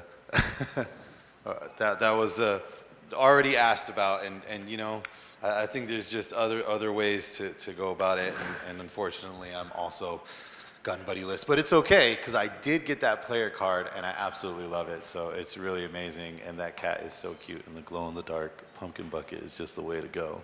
So one of the questions that came up a lot from the Q&A is just kind of a general idea of what's it like working at Riot? Obviously you've been at other studios and stuff, but working at Riot, what is it like? Is there things that are stark differences from other places that you've been? What do you enjoy, and what do you really enjoy? Either one of you, whichever one of you wants to start. I'll take that one first. The one thing that I really, really, really enjoy about Riot is getting in is really hard, but once you're there, you're a trusted developer. So it kind of has a lot of ramifications around when you're trusted to do something, when you have a project on your hands, micromanagement is non-existent. You are trusted to make calls, you are trusted to say like, hey, this isn't doable this way, but we have to find solutions this other way. So kind of like, it gives you a lot of agency over the work as long as you deliver that work and you're trusted to deliver the work, right? So I really enjoy the aspect of that particular aspect of Riot, especially as someone that like, I enjoy kind of going off script and doing a bunch of things just to see if it works. Sometimes they do, sometimes they don't. And that can lead to really good things for the product and for the developers around me, right? So Riot values and lets me do that is what I want to say. So I really enjoy that. Can we go, Jen? No, actually, I agree with that. I think this is one of the first jobs I had where there was not micromanaging, and I really enjoyed that. I also really enjoy the variety of guns. Like, you know, every month it's something different. It's from Halloween to Champions to something cute or something like really badass. So it's great to have variety in that way. Yeah, so I would say all the same things. The interesting nuance that I might add too is that when I was younger, I didn't sort of appreciate how teams can vary a lot within the studios. So like my work at, or what I've seen at Riot and also what I observed at Blizzard is that they can sort of be studios of studios. So we're each on different teams. Each studio has its own culture, its own sort of structure. And I love working at Riot. I love the team I'm on. It's sort of the team I'm on is sort of like smaller within a bigger group, and so I get to have that sort of like adaptive nature of being on a smaller group, being able to know more of the people on your team and interact with them very directly. But then there's like a bigger org too. Like the bigger org you go, the sort of the more specialized you tend to be. Like if you find yourself at an indie company, you're probably going to be wearing a lot of hats. If you find yourself at a larger company, you're probably more likely to be able to specialize in what you're really good at. Like that might be more likely that you can become specifically a rendering or graphics tech artist. And so, I mean, I guess all of that is to say, like, I really like this, the path that I've carved for myself and the team I'm on. I love working with them, and tech art. To echo what both of you are saying, like being able to do tech art, I think is really exciting because you are adapting what you're doing each day. You get to problem solve something new, and it's very, you're never bored. So yeah. Yeah, I mean, it's a huge testament that you get to work on cool stuff. I mean, I have the VCT Phantom. I just picked up the Chibi Akali in TFT. It's always super rad seeing what's coming out next and how my wife's going to yell at me for buying more RP. Anyways, so this question actually came up a lot, which was just kind of the path of becoming a technical artist. Some people asked about portfolio suggestions, if it's a direct kind of direction, like when you were in school, you're like, I'm gonna be a technical artist.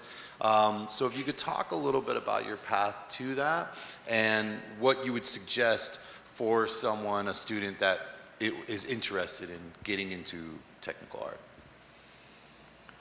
My advice would be to sort of try out the different fields that you think you could be interested in. Like tech art is already pretty broad. You've got graphics, rigging, tools, VFX, and more, and things that go in between them. Or you could wear all of those hats. So if you're a generalist, you might be doing all of those things. If you're more specialized, you might just be really killer at one particular thing. So my recommendation to someone getting into tech art, into these things, is to try all of them, and then to sort of to tailor your intentions based upon where you want to end up. So if you want to end up at a larger company, it's better to sort of be really awesome at one particular thing, one of those hats. And if you want to more so work at a smaller company that is sort of adapting more and you work on whatever needs to be done, then you're probably going to have to wear all of those hats. You're probably going to generalize. You might even be modeling and doing a lot of texturing and things like that. So my advice to you is try out all of those things. Find what you're most passionate about, and then sort of direct your career path and also your portfolio to whichever one of those paths that you sort of want to pursue. And yours might evolve over time. Like for me, I started out going to college wanting to do character art, and then my first job was a 3D generalist who did character art, environment art, and I gravitated into tech art.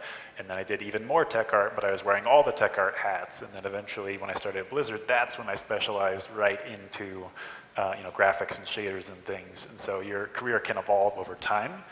And the size of your team will affect that.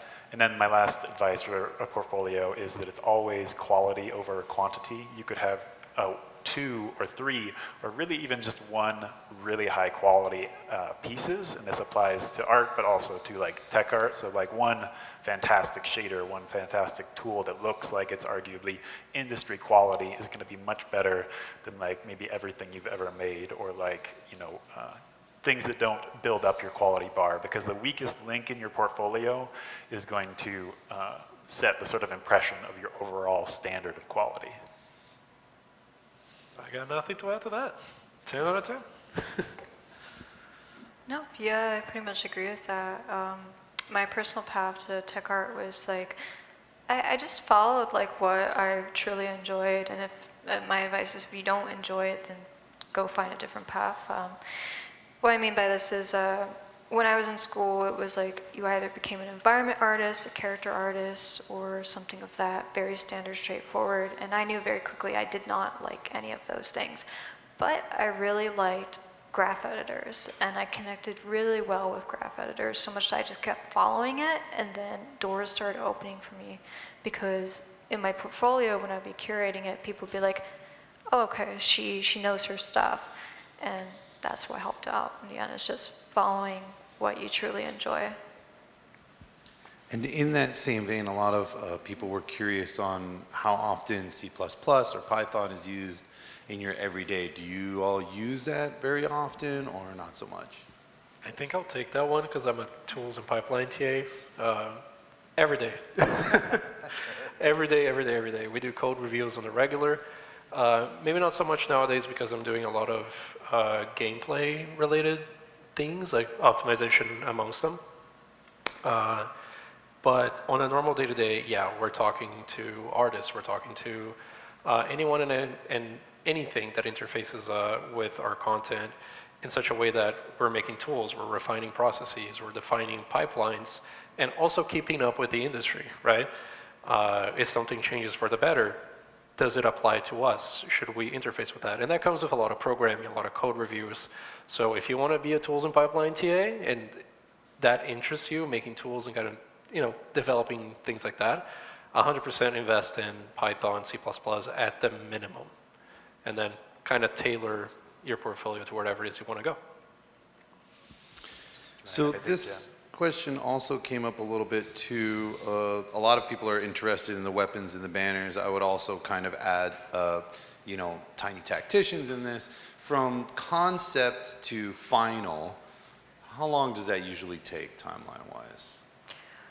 Honestly, it really depends. Bigger skin lines are going to take a much longer process. Smaller skin lines, like the first skin line I showed you, I want to say maybe I had like 2 months of JIRA tickets on my board for it. It just really depends like how big, if like VFX is going to be involved, like, if it's going to be heavy. It just really depends. Then, so there's this question that or a couple of questions keep coming up from this group called The Pod. So how does one compare ideas for a project with others without completely shutting down others' ideas? So I guess if you all are kind of discussing how to approach something, or maybe somebody's kind of showing you a smatter of concepts, how do you kind of navigate where the pitfalls might be, or where it might just not work out to actually be implemented into the game? So those interpersonal relationships, how do you kind of navigate that?